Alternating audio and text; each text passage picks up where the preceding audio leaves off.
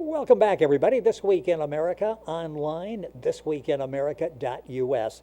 It's a candid, humble memoir about one young man's diagnosis of multiple sclerosis and how his poor me attitude cost him his marriage. Life Interrupted, It's Not All About Me by MS sufferer Chris Tatevosian chronicles his own struggles, his experiences in his life and marriage, and how his poor me attitude broke him and his relationship with his wife down bit by bit.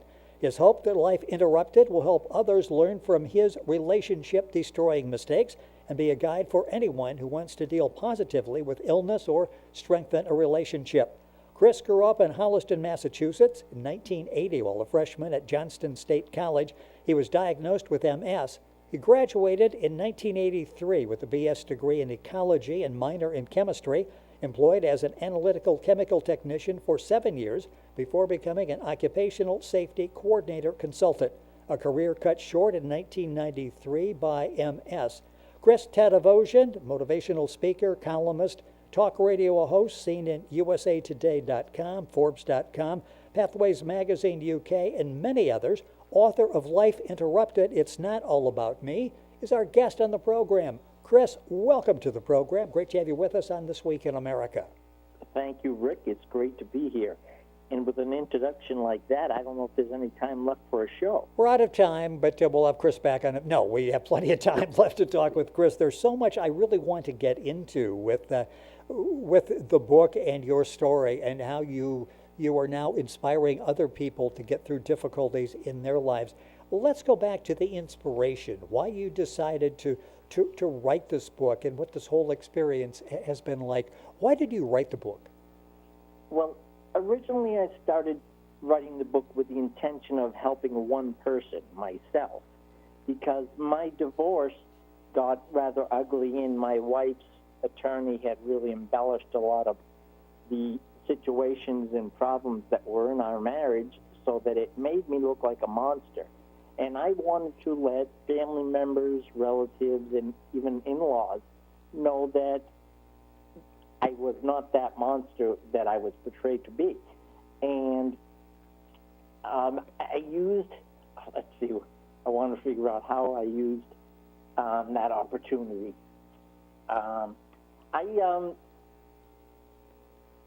You've reached out to other people, and I know the feedback that you have gotten over the years just in telling your story and now being able to write about it and to help people.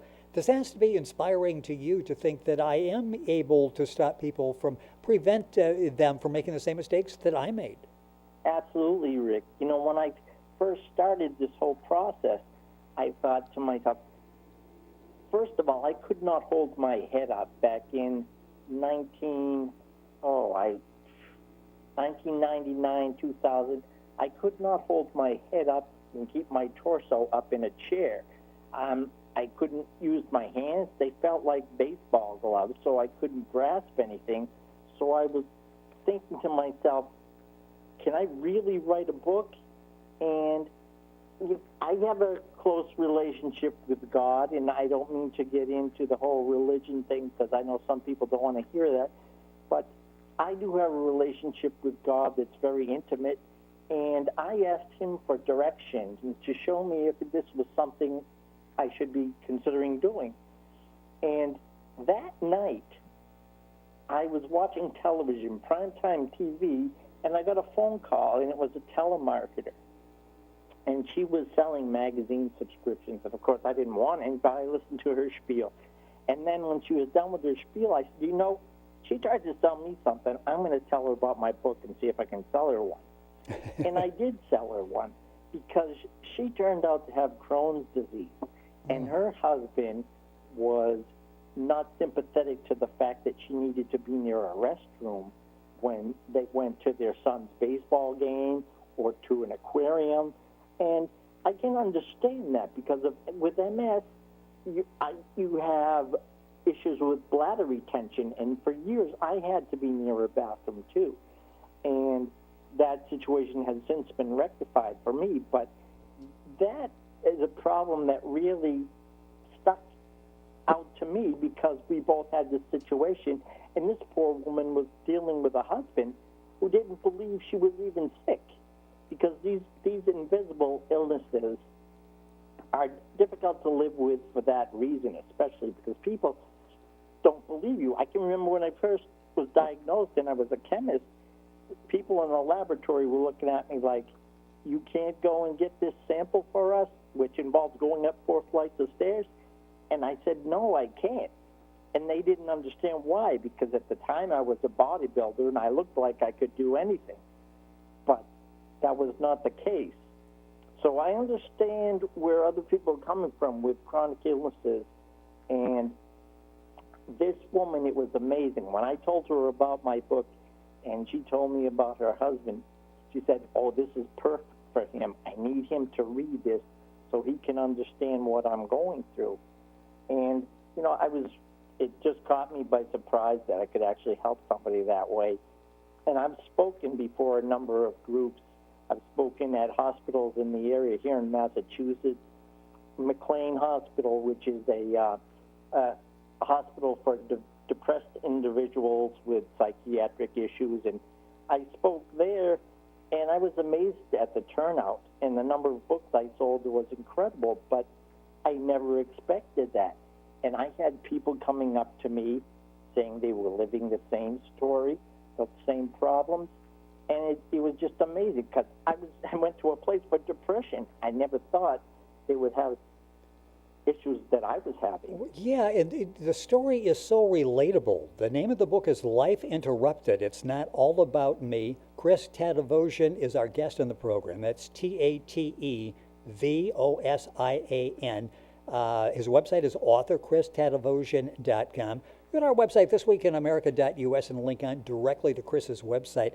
Learn a little bit more about his story and get information, and you can order the book there as well. One of the things, and this, if you're suffering from a chronic illness, or if you're just finding life sometimes a little bit overwhelming, the poor me attitude. You talk about letting go of the poor me attitude, and you make a case that this actually is as bad, if not sometimes even worse, than the chronic illness you're facing. Poor me attitude is really, it's. I mean, I hate to say it, but it's a pain in the ass because yes. It's a situation of hidden agendas that, for example, when I was suffering with MS, at the end of a hard work day, my wife would walk in the house, and I would do things like cleaning the house during the day and vacuum or shampoo a carpet. And by the time she came in, and people with MS know that between the hours of 3 and 10 o'clock, the disease exacerbates and it subsides again. For me, it subsides about 10 o'clock at night. I'm almost normal again. And that was difficult for me because when my wife came in, I seemed like I couldn't do anything. And I was on the floor, literally on the floor, and when she would serve dinner at 6 o'clock, I would be lying on the floor on my stomach, eating from a plate, watching TV on the floor, and that was just something, that was the norm for me. So I'm not complaining about that. I enjoyed lying down with the family and watching television and eating. But the MS was very difficult, and it amazes me how people can deal with it because people have it a lot worse than I do, and I have a pretty severe case. But if you were to look at me and I was sitting in a chair, not my wheelchair, you would have no idea that I had an affliction at all. And thank God it hasn't affected my speaking voice. I spoke too soon. It has affected my speaking voice. No, my cognitive issues are an issue with MS, and a lot of times I'll lose my train of thought, and that's embarrassing because I do like speaking to groups of people, and that's not a time to lose your train of thought, and that does happen many times, and there's nothing I can do about that. But as long as I explain that up front, people understand. It's amazing what you have been able to do. And Chris's book is Life Interrupted. It's Not All About Me. Information at our website, thisweekinamerica.us. You can link on directly to Chris's website, which is authorchristatevosian.com, and get all the information on the book. very honest in talking about how this poor me attitude that you had really broke your relationship with your wife, didn't it? It really ended what was, up to that point, described as a storybook marriage. Yes, the poor me attitude is really difficult. I can only explain it by saying that the poor me attitude is really just using hidden agendas to get an individual to do what you want them to do.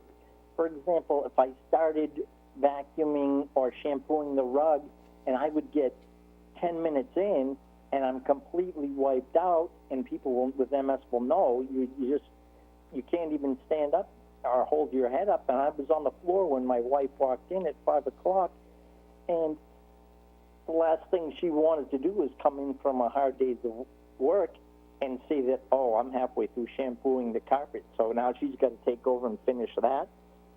That put a smile on her face. And I did the same thing one day with staining the deck. I stained the deck, and 10 minutes into the project, I'm out in the heat on the deck, and the sun affects the MS and makes it exacerbate. So it wasn't even 10 minutes before I was lying on the deck, unable to move. My wife came home to that one night.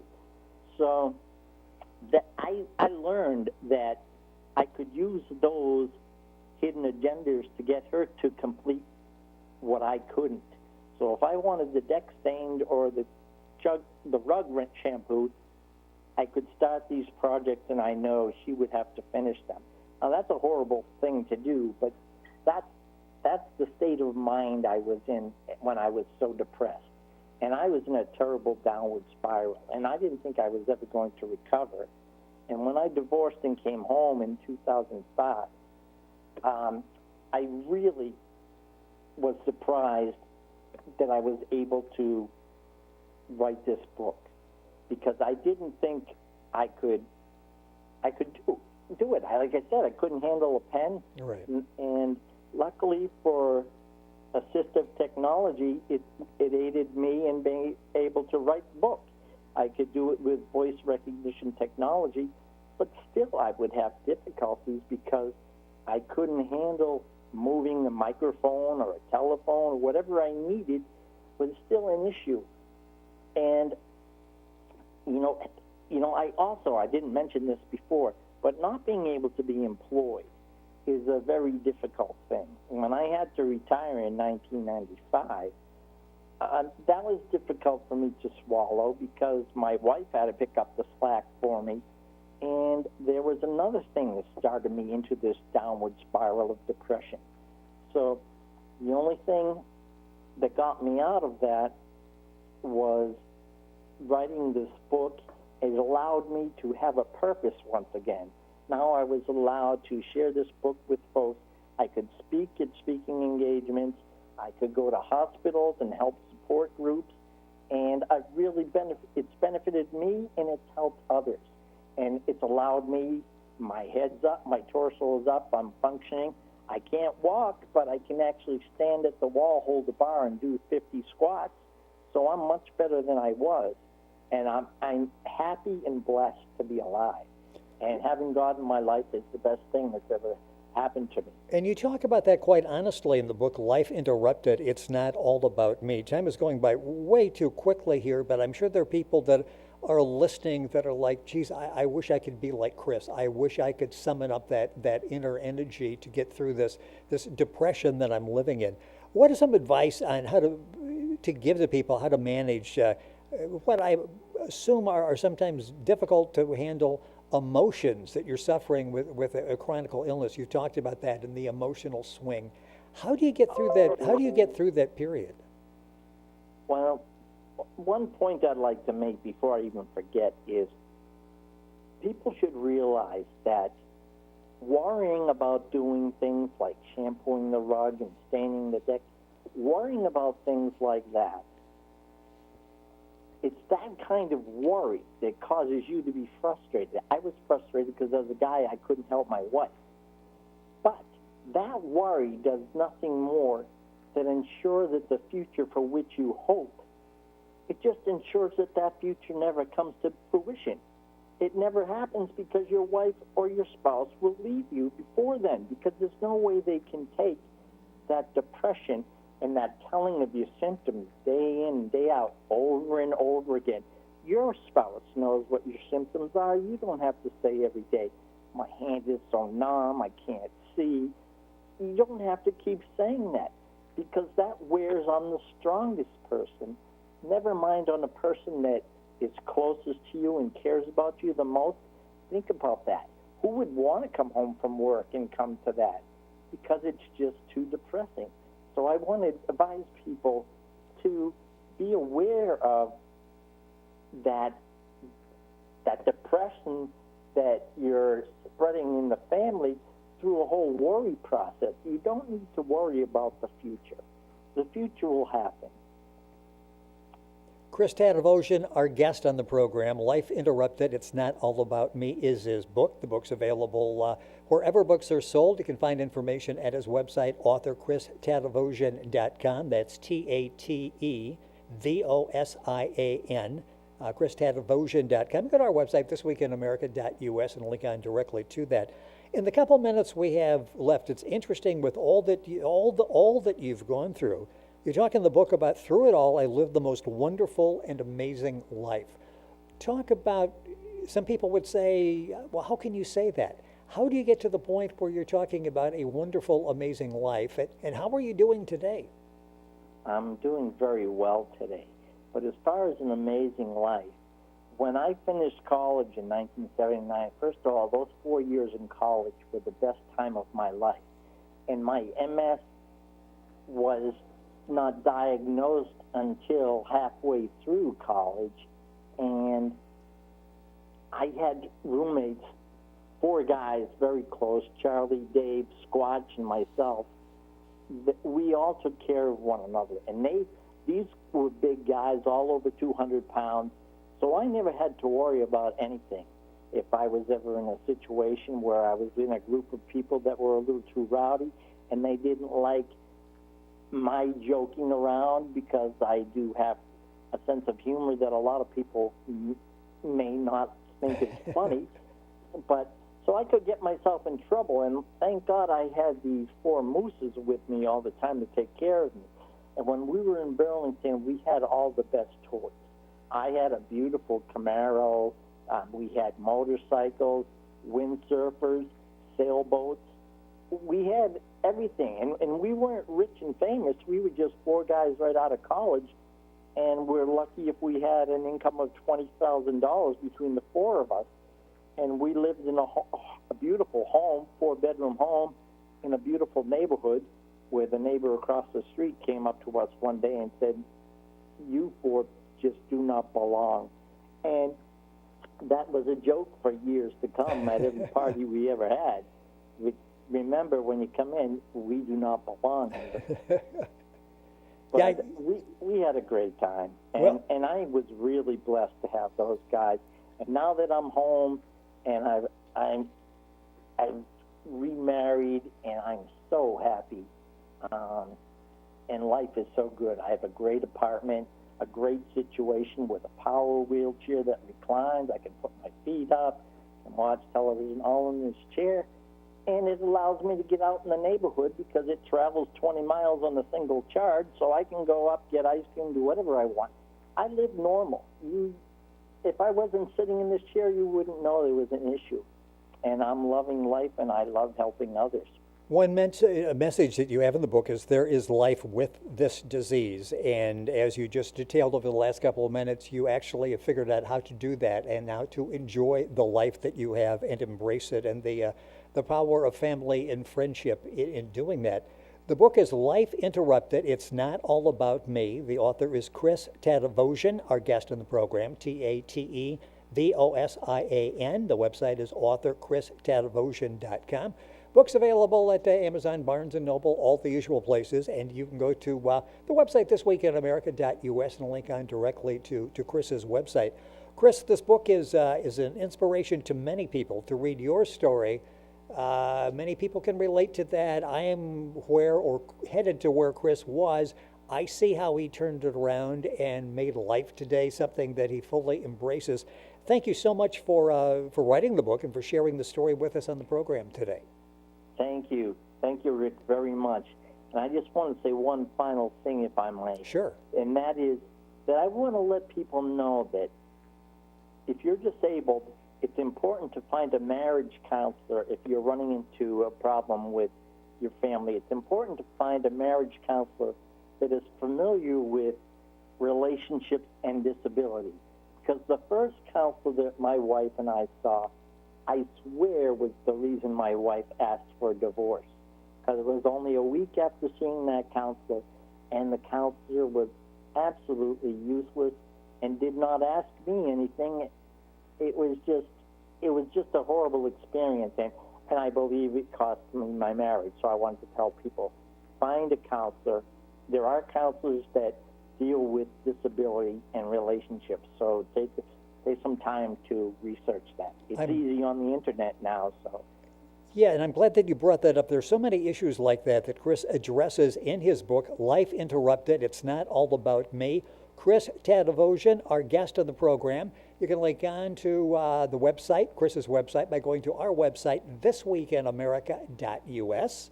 And we're back on today's program after these messages.